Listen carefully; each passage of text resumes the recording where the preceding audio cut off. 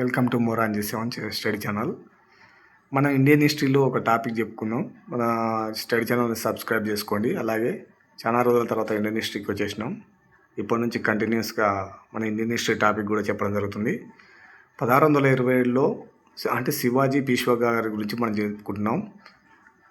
మనం 1627లో షాజీ భోన్స్లే, జిజియాబాయి, శివాజీ పూణేలో శివనీర్ కోటలో జన్మించాడు. శివాజీ సంరక్షకుడు వచ్చేసి దాదాజీ కొండదేవ్, శివాజీ మత గురువు వచ్చేసి సమర్థ రామదాస్, శివాజీ ఆధ్యాత్మిక గురువు వచ్చేసి తుకారాం. సమర్థరాస్ గ్రంథం ఇది దశబోధ గ్రంథం. ఈ గ్రంథం ఎందుకంటే శివాజీ గారిని ఉత్తేజపరిచిన గ్రంథం. 1646లో మొదటి ఆక్రమణ తోరణ దుర్గం, కందన, పురందర్. 1656లో జావలి చంద్రరావు మౌర్య నుంచి దక్కించుకోవడం జరిగింది. 1659లో బీజాపూర్ అఫ్జల్ ఖాన్ సుల్తాన్ అనే శివాజీ చే చంపబడ్డాడు. అంటే ఈయన పట్టుకోవాలని ఆదేశాలు ఔరంగజేబ్ చేయడం వల్ల అఫ్జల్ ఖాన్ శివాజీ చే చంపబడ్డాడు. 1663లో వచ్చేసి శివాజీ షపిస్తా ఖాన్ విఫలమయ్యాడు.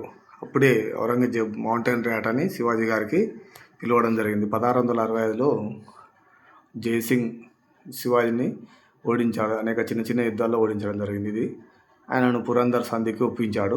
అందులో ఔరంగజేబు సైన్యంలో చేరిక 35 కోటలు 23 కోటలు అప్పగించాడు. 3 లక్షల కరెన్సీ ఇచ్చాడు. 1665లో శివాజీ ఒక సభలో ఔరంగజేబు అవమానించడం జరిగింది. దాని అవమానంగా భరించి శివాజీ గారు తప్పించుకోవడం జరిగింది. 1672లో సూరత్ కొల్లగొడతారు. ఆ తర్వాత వచ్చేసి 1674లో శివాజీ పట్టాభిషేకం అవుతాడు. రాజధాని వచ్చేసి రాయగఢ్. ఛత్రపతి బిరుదు కూడా అప్పుడే వస్తుంది. ఆక్సిస్ డేన్ అనే ఆంగ్లేయ అధికారి హాజరవ్వడం జరుగుతుంటుంది. అయినాక 1676లో శివాజీ హసన్ తానిషా గోల్కొండ ఒప్పందం జరుగుతుంది. 1680లో శివాజీ గారి మరణం జరుగుతుంది.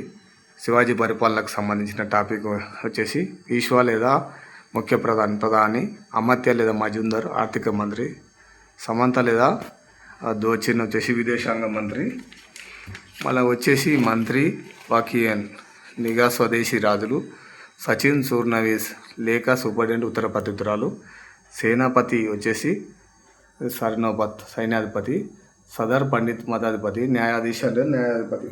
అయితే ప్రతి మంత్రికి ఒక్కొక్కరికి 8 మంది సహాయాధికారులుగా ఉండేవారు. ఇలా దాంట్లో రాజ్యం వచ్చేసి రాష్ట్రాలు సుబాలుగా విభజించబడింది. సుబాక్ అధిపతి సుబేదార్ మహమ్మద్దార్, సుబా పరగనగా, పరగన తరపు వచ్చేసి మౌజాగా విభజించబడ్డాయి. ఈయన ఏం చేసి జీతాల బదులుగా భూమి పన్ను వసూలు చేసుకునే హక్కు కల్పించారు. ఇదే సరంజామీ విధానం అంటారు. ఈ కాలంలో గ్రామాధికారులను పటేలు ముఖ్య కులకర్ణ అని పిలిచేవారు. ఇతని గ్రామాల్లో బరబల్తాదార్ 12 అయ్యగారుల విధానం ప్రవేశపెట్టారు. భూమి శిస్తు వచ్చేసి 2/5 వంతు ఉండడం జరుగుతుంది. శివాజీ 200 యుద్ధ నౌకలు, 80 ఫిరంగులు ఉండేది. కాలంలో నౌకాదళం వచ్చేసి కోలాబాలో ఉండేది.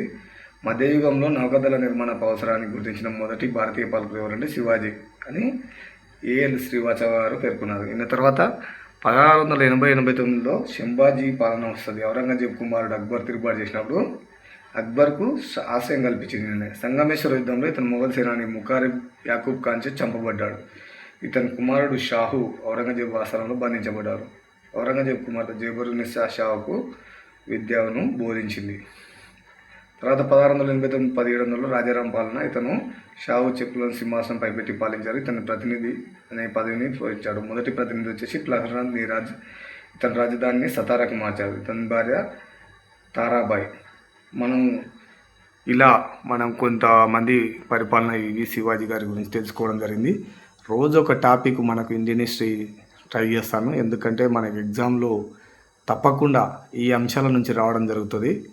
ఈ అంశాలను మంచిగా నేర్చుకుంటే మీకు గ్రూప్ 2లో కానీ కానిస్టేబుల్, ఎస్ఐ, మిగతా ఏ ఎగ్జామ్లో కూడా శివాజీ గారి గురించి అడగడం జరుగుతుంటుంది. తప్పకుండా పరిపాలన గురించి కానీ అలాగే ఆయన యుద్ధాల గురించి కానీ అడగడం జరుగుతుంది. టాపిక్ నుంచి క్వశ్చన్ అడగడం జరుగుతుంది. కాబట్టి మనం మోరాంజీ సెవెన్ స్టడీ ఛానల్ని సబ్స్క్రైబ్ చేసుకోండి. ఇందులో ఉన్న వీడియోలు మీకు ఖచ్చితంగా మీరు కాంపిటేటివ్ స్పిరిట్లో విజయం సాధించడానికి ఉపయోగపడుతుందని చెప్పగలుగుతున్నాను. Thank you friends. Thank you. Good night.